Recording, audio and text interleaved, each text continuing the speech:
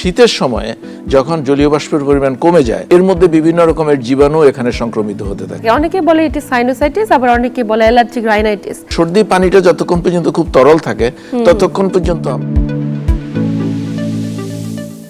Sir, এই যে শীতকালে এত ধরনের জটিলতা, বিশেষ করে নাক, কান কিংবা গলায়, কেন শীতকালে এলে বেড়ে যায়? শুরুতে জানবো আপনার কাছে। এটার বেশিরভাগ কারণ হলো যে আমরা নর্মাল এনভায়রনমেন্টাল চেঞ্জ যেটা হয় এটার জন্য স্পেশালি শীত আসার সময় এবং শীত চলে যাওয়ার সময় আমাদের বাতাসের মধ্যে যে পরিবর্তনটা হয়, আমরা তো সারাক্ষণ নিঃশ্বাস নেই, নাক গলা দিয়ে বাতাস ফুসফুসে যায়, ভিজা বাতাসে যথেষ্ট জলীয় বাষ্প থাকে বাংলাদেশের, আমরা সমুদ্রের পাড়ের দেশ আমাদের, কিন্তু শীতের সময়ে যখন জলীয় বাষ্পের পরিমাণ কমে যায় এবং এই শুকনো বাতাস যখন নাক দিয়ে ঢুকে তখন এই নাক শুকাতে থাকে, গলা শুকাতে থাকে, এর মধ্যে বিভিন্ন রকমের জীবাণু এখানে সংক্রমিত হতে থাকে।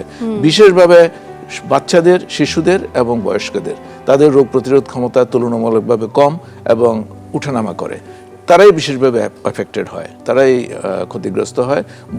মধ্যবয়সী যারা, তাদের রোগ প্রতিরোধ ক্ষমতার কারণে ওরা কিছু কিছু অসুবিধা উতরে যায়। বিশেষভাবে তার মধ্যেও যাদের অ্যালার্জি থাকে, যাদের হাঁপানি রোগ থাকে, যাদের ফুসফুসে আগে থেকে, তারা কিন্তু একটু কষ্টেই ভোগে, বিশেষভাবে এই শীত আসার সাথে সাথেই। মেইনলি এনভায়রনমেন্টাল পরিবর্তন বা বাতাসের শুষ্কতাই প্রধান কারণ। কোন কোন জটিলতাগুলো নিয়ে এই মুহূর্তে রোগীরা আপনাদের শরণাপন্ন হচ্ছে? বেশিরভাগই সর্দি, কাশি, ফুসফুসের জন্য শ্বাসকষ্ট, তারপরে গলা ব্যথা, নাক ব্যথা, কখনো কখনো গলা, নাক, কান তিনটা কিন্তু একসাথে কানেক্টেড। যারা নাকে সর্দি হলে বা নাকে কোনো অসুবিধা হলেই দেখা যায় যে তাদের গলায় ব্যথা হচ্ছে, কানে ব্যথা হচ্ছে। এগুলোই মেইন আজকের সময়ের শীতের আমাদের কাছে, নাক কান গলার কাছে ডাক্তারদের কাছে আসে। কিন্তু কখনো কখনো রেসপিরেটরি ফিজিশিয়ান যারা, চেস্ট ফিজিশিয়ান যারা, তাদের কাছে হাঁপানি, শ্বাসকষ্ট, এই সমস্ত রোগ।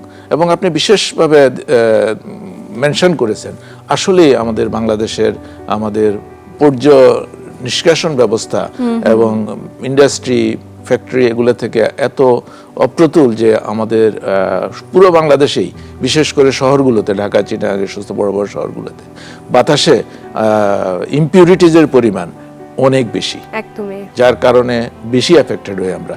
এগুলোর বার্নিং হয়, মিউকাস ঝিল্লিকে সহসাই ক্ষতিগ্রস্ত করে, ছোট ছোট ঘা হয়ে যায়, এর মধ্যে দিয়ে ব্যাকটেরিয়া, ভাইরাস এগুলো ঢুকে যায় এবং শ্বাসকষ্ট হয়, নাক জ্বালা পোড়া করে, ব্যথা করে, হাঁচি সর্দি অনেক বেশি হয়, অনেক কষ্ট হয় মানুষের। স্যার, এই যে হাঁচি সর্দির কথা বললেন, এই প্রসঙ্গটা থেকে একটু আসবো যে আমরা অনেক সময় খেয়াল করি যে মানে বয়স ভেদে প্রত্যেকটি ব্যক্তি হঠাৎ করে বাইরে গিয়েছে, এসির বাতাস কিংবা বাইরে থেকে বাসায় এসেছে ধোঁয়া বা যে কোনো ধরনের জটিলতা থেকে হাঁচি কাশি শুরু হয়ে যায় এবং তীব্র মাত্রায় সেটি চলতে থাকে। অনেকে বলে এটি সাইনোসাইটিস, আবার অনেকে বলে অ্যালার্জিক রাইনাইটিস। আসলে কোনটি অ্যালার্জিক রাইনাইটিস এবং কোনটি সাইনোসাইটিস, আমরা কিভাবে পার্থক্য করব? হ্যাঁ, অ্যালার্জিক রাইনাইটিস হলে সবারই কিন্তু হাঁচি হয়, হাঁচির সাথে নাকের থেকে সর্দি পড়ে, পানি পড়ে। সর্দি পানিটা যতক্ষণ পর্যন্ত খুব তরল থাকে ততক্ষণ পর্যন্ত আমরা এটাকে অ্যালার্জিক রাইনাইটিসই বলি। কিন্তু এটা যখন ঘন হতে শুরু করে এবং সাথে সাথে নাক বন্ধ হয়ে, কান বন্ধ হয়ে অনেক মাথা ব্যথা হয়, অনেক কষ্ট হয়, সব জাম হয়ে যায়, তখন আমরা সাইনোসাইটিস বলে থাকি। এক্সরে করে এটা ডায়াগনোসিস করা হয়, কিন্তু কিছু পরিমাণ সাইনোসাইটিস অ্যালার্জিক রাইনাইটিসের সাথে থাকেই। আচ্ছা, মানে দুটো একই রকম হতে পারে অনেক ক্ষেত্রে, কিন্তু ডায়াগনোসিস করার বিষয় আছে।